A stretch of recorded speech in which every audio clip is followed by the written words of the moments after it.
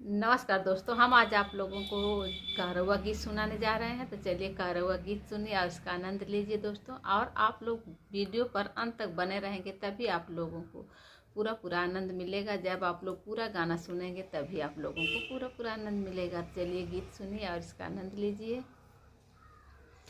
नदिया किनारे डोली रखी दे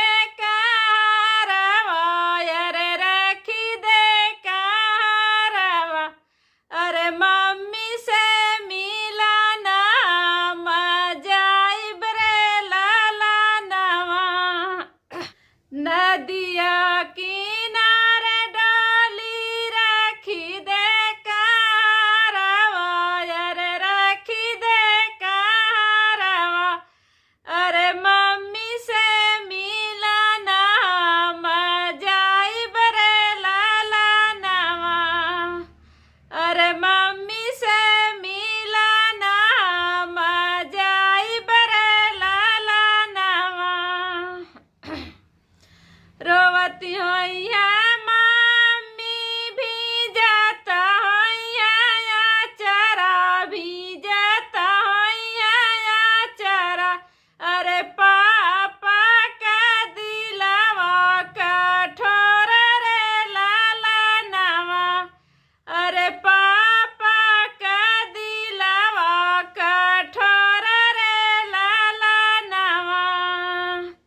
नदिया किनारे डोली रखी दे कारवा, अरे रखी दे कारवा, अरे चाची से मिलना मजाई बरे लाला नवा, अरे चाची से मिलना मजाई बरे लाला नवा। रोवती होई है चाची भी जाता होइया चरा, भी जाता होइया चरा,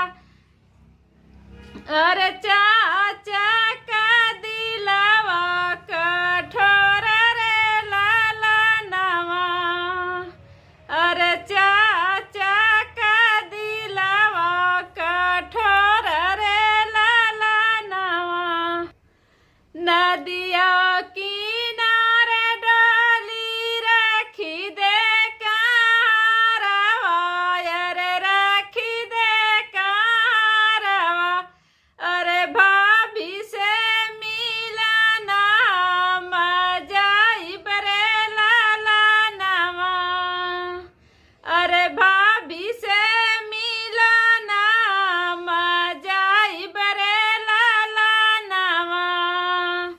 रोवती होइया भाभी भी जाता होइया चरा, भी जाता होइया चरा, अरे भैया का दिलवा कठोर रे लाला नवा,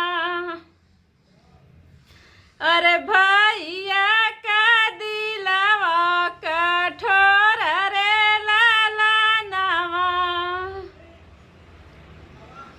तो दोस्तों गीत कैसी लगी कमेंट करके जरूर बताइएगा। फिर मिलेगा अगले गीत में, तब तक के लिए नमस्कार।